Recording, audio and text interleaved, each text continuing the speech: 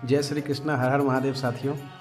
आज हम बात करेंगे जो हमारे आने वाली पीढ़ियाँ हैं, जैसे जिन लोग हैं, जो बच्चे हैं हमारे, उसके लिए कि बैजू अहीर कौन थे, उसके बारे में जानकारी देने के लिए। अभी देखिएगा, बहुत सारे जो हमारे हिंदू धर्म के लोग हैं, चाहे हमारे फैमिली के लोग हों या हमारे रिश्तेदार हों, चाहे जो भी हो, जो हिंदू धर्म से जुड़े हुए हैं, अक्सर लोग जो बिहार प्रांत से हैं, यूपी प्रांत से या भारत के अनेक जगहों से बैजनाथ धाम आते हैं।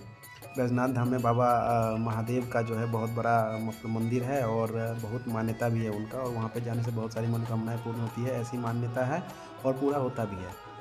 तो उसके बारे में स्टोरी क्या है, आखिर कैसे वो मंदिर बना, उसके बारे में एक स्टोरी ये है कि जब रावण जो थे, लंका के राजा रावण थे, वो महादेव को प्रसन्न करके और वो बोले थे कि भाई जो आप मेरे घर चलिए, हम आपका पूजा करने इतना दूर जो आते हैं हिमालय पे, जो हमको मतलब आपके घर में ही आपको हम पूजा करेंगे। तो ठीक है, महादेव प्रसन्न होकर के बोले कि चलो ठीक है, हमको लेके चलो, लेकिन एक शर्त है। महादेव को भी भाई रहना था कि भाई भारत जो है वो पवित्र भूमि है, हमको तो यहीं रहना है। तो कुछ शर्त ऐसा देते हैं कि ये जो है मुझे वहाँ ले ही नहीं पाए, उसका बात भी रह जाए। तो महादेव बोले कि ठीक है, तुम ले चलो, लेकिन रास्ते में हमको कहीं रखना नहीं। अगर कहीं पर रख दिए धरती पे, जो हमारे शिवलिंग के रूप में हम चलेंगे, तो अगर वो शिवलिंग को कहीं पर रख दिए तो फिर हम वहीं के हो जाएंगे, फिर हम तुम्हारे साथ नहीं जा पाएंगे। तो रावण सोचा कि चलो, हम तो बराबर आते जाते ही हैं, तो क्या बात है, शिवलिंग इतना छोटा है, इसको उठाएंगे, हाथ में लेके चल देंगे। तो रावण वहाँ से उठाया और लेके अपना चल दिया। तो फिर रास्ते में जब वो महादेव जहाँ पे अभी बैजनाथ धाम है, उस जगह पे जब झारखंड में आए हैं वो, तो उसको मतलब पहले से प्लानिंग था भगवान उन लोगों का कि उनको लघु शंका आया, लघु शंका जैसे पेशाब बोलते हैं, उस टाइप का आया उसको कि भाई हम ये लघु शंका आ गया उसको। अब लघु शंका आई तो वो क्या करे, भगवान को हाथ में लेके तो वो लघु शंका कर नहीं कर सकते थे साथ में लेके। तो वो बगल में देखा तो एक गाय चरा रहा था। वो बैजू अहीर थे, उनका नाम था, जो वो गाय चरा रहे थे। तो उसने सोचा कि चलो इस चरवाहा को बोलते हैं, जब तक थोड़ा देर पकड़ेगा हम जाएंगे लघु शंका कराएंगे, फिर पवित्र होकर के फिर भगवान को लेंगे और अपने आवास की ओर जाएंगे। तो उसने उनको बुलाया और बोला कि थोड़ा इसको पकड़ो, मैं आता हूँ। बैजू अहीर भी अपना उसको हाथ में लिए, बोले थोड़ा जल्दी आना, हमारा गाय चर रहा है। वो बोला ठीक है, मैं जल्दी आता हूँ। और वो उधर गया। भगवान की कृपा से उसको इतना देर तक लघु शंका उसका होते रहा, इतना देर तक होते रहा कि बैजू अहीर हाथ में थामे थामे उसका हाथ दर्द करने लगा, और गाय भी उसके आँख से ओझल हो गया कि भाई गाय कहाँ चला गया।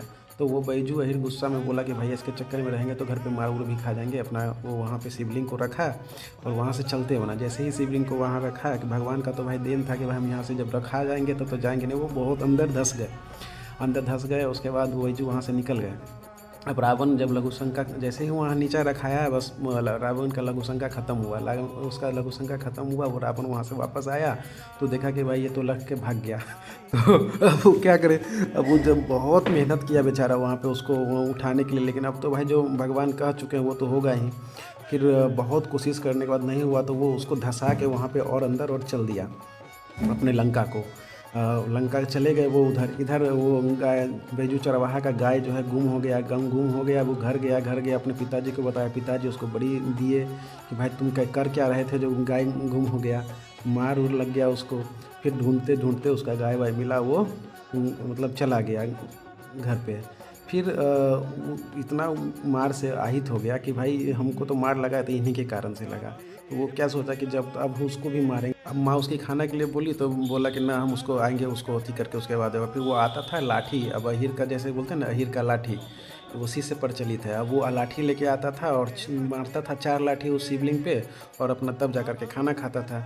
इस टाइप से बराबर कर रहा था। एक दिन बहुत खाना खाने के लिए बैठा, बहुत आंधी तूफान आया हुआ था, पत्थर गिर रहा था, और उसी समय वो खाने के लिए बैठा तो उसको याद आया कि भाई उसको तो आज मारवे नहीं किया, हम खाने के लिए बैठ गए। तो वो अपना उठाया और चल दिया वहाँ पे। वहाँ पर जा कर के जैसे ही लाठी उठाया तब बाबा प्रकट हुए और बोले कि भाई तुम्हारा जो मतलब पूजा करने का जो है हर एक तरीका होता है। कंटिन्यूअस आप अगर किसी भी पद्धति को अपनाते हैं, कंटिन्यू करते हैं, तब भगवान उसको प्रसन्न होते, भाई ये कंटिन्यू कर रहा है। चाहे आप कोई परीक्षा भी दीजिएगा तो कंटिन्यू अगर प्रयास करिएगा तभी आप सफल होइएगा, अगर उसको चेंज करिएगा तो फिर सफल नहीं होइएगा। उस टाइप से भगवान देखे कि भाई कंटिन्यू ये अब बराबर ये चीज़ करके कर रहा है।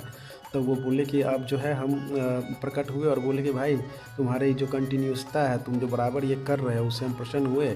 और हम तब वो उसके आगे प्रणाम करके बोला कि भाई हम भगवान, हम तो जानते ही नहीं थे कि आप आपका ही स्वरूप है, नहीं तो हम इस तरीके का करते ही नहीं।